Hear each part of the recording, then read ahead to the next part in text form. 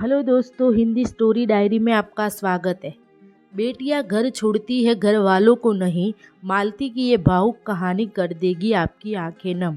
बेटियां घर छोड़ती है घर वालों को नहीं, इस सच का एहसास उनके पास सदा बना रहता है।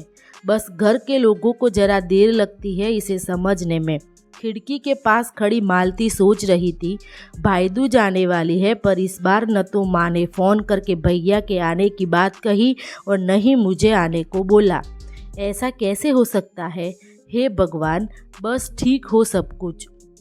अपनी सास से बोली, माँ जी मुझे बहुत डर लग रहा है, पता नहीं क्या होगा, मुझे कैसे भूल गए इस बार। सास ने इजाज़त देते हुए कहा, कोई बात नहीं बेटा, तुम एक बार खुद जाकर देखाओ। सास की आज्ञा मिलने भर की देर थी कि मालती अपने पति के साथ मायके आ पहुंची, परंतु इस बार घर के अंदर कदम रखते ही उसे सब कुछ बदला सा महसूस हुआ। पहले जहां उसे देखते ही माँ पिताजी के चेहरे खुशी से खिल उठते थे, इस बार उन पर परेशानी की झलक साफ दिखाई दे रही थी। पहले भाभी उसे देखते ही दौड़ी चली आती और प्यार से गले लगा लेती थी, पर इस बार दूर से ही एक हल्की सी मुस्कान दे डाली। भैया भी ज़्यादा खुश नहीं दिखे। मालती ने जैसे तैसे एक रात बिताई, परंतु अगले दिन जैसे ही उसके पति उसके मायके छोड़ वापस गए, उसने अपनी माँ से बात की।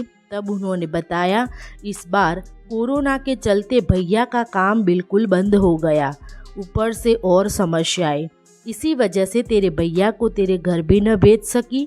मालती बोली, कोई बात नहीं माँ, ये मुश्किल दिन भी जल्दी निकल जाएंगे, आप चिंता मत करो।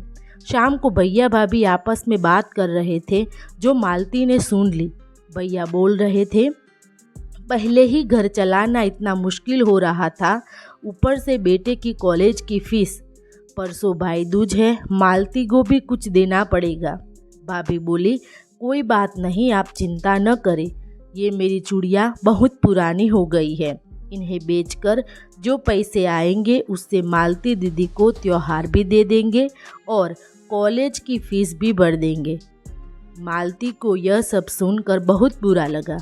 भैया भाभी ये क्या बात कर रहे हैं? क्या मैं यहाँ उनको तंग करके कुछ लेने के लिए आती हूँ? वह अपने कमरे में आ गई। तभी उसे याद आया कि शादी के कुछ समय पहले जब वह नौकरी करती थी, तो उसने बड़े शौक से अपनी तनख्वाह लाकर पापा को दी थी। कहा था, ये पैसे अपने पास ही रख ले बेटा, मुश्किल वक्त में काम आएगा। बाद वह हर महीने सारी तनख्वाह को इकट्ठा करके मायके आई तो इस बार कहती थी, अभी मुझे ज़रूरत नहीं, पर आज उन पैसों उनके परिवार को ज़रूरत है। वह अगले दिन सुबह भतीजे के साथ लेकर गई बैंक और सारे पैसे निकलवाकर पहले भतीजे की कॉलेज की फीस जमा की और फिर घर का ज़रूरी सामान खरीदकर घर वापस आ गई। अगले दिन जब भैया का टीका किया तो भैया ने भरी आंखें उसके हाथ 100 का नोट रख दिया। मालती मना करने लगी तो भैया बोले, ये तो शगुन है पगली, मना मत कर। मालती बोली, भैया बेटियां मायके शगुन के नाम पर कुछ लेने नहीं आती, बल्कि अपने माँ बाप की अच्छी सेहत की कामना करने, माँ बाप की सेवा करते देख ढेरों दुआएं देने और बड़े होते भतीजे भतीजों की नज़र उतारने आती है। जितनी बार मायके की दहलीज पार करती है, ईश्वर से उसे उस दहलीज की सलामती की दुआएं मांगते हैं। भाभी दौड़कर गले लगाती है, आप लाड लड़ाते हो, मुझे मेरा शगुन मिल जाता है। अगले दिन मालती ने मायके से विदा लेकर ससुराल जाने के लिए जैसे ही दहलीज पार की, कदम रखा और भैया का फ़ोन बज उठा। उन्हें व्यापार के लिए बहुत बड़ा ऑर्डर मिला था। वे सोचने लगे, सचमुच बहन बेटियां मायके कुछ लेते नहीं, बल्कि अपनी बेशकीमती दुआएं देने आती है। जब वे घर की दहलीज पार कर अंदर आती है तो बरकत भी उन्हें अपने आप भीतर चली जाती है। हर बहन बेटी दिल की तमन्ना होती है कि मायका हमेशा खुशहाल रहे।